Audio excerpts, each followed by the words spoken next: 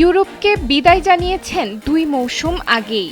অনেকেই ভেবেছিলেন মেসির তেজ বুঝি এবার ফুরিয়ে এলো, কিন্তু জাদুকর দেখালেন তার নতুন রূপ। ইন্টার মায়ামির জার্সিতেও ফুটবল ইতিহাসের পাতা ওলটপালট করে দিচ্ছেন এই আর্জেন্টাইন মহাতারকা।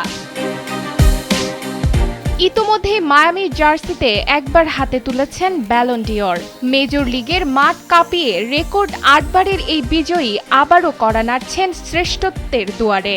সম্প্রতি goal.com এর প্রকাশিত ব্যালন ডি'র পাওয়ার র্যাঙ্কিংয়ে সম্ভাব্য সেরা ১০-এর তালিকায় আবারও জায়গা করে নিয়েছেন লিওনেল মেসি।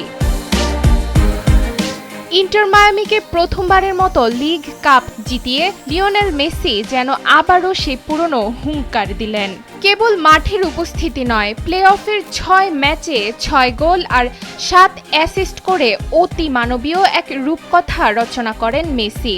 টানা দ্বিতীয়বার MLS-এ বর্ষসেরা হয়ে মেসি বুঝিয়ে দিলেন, বয়স বাড়লেও তেজ কমেনি এক বিন্দু।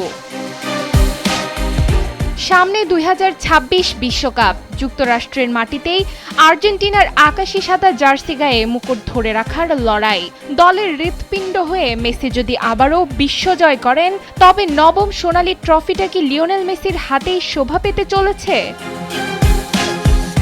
goal.com এর প্রকাশিত তালিকায় সবার ওপরে রয়েছেন বায়ার্ন মিউনিখ তারকা হ্যারি কেইনের নাম।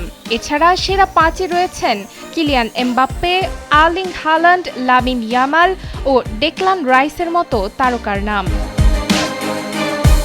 ডেস্ক রিপোর্ট, সময়ের আলো।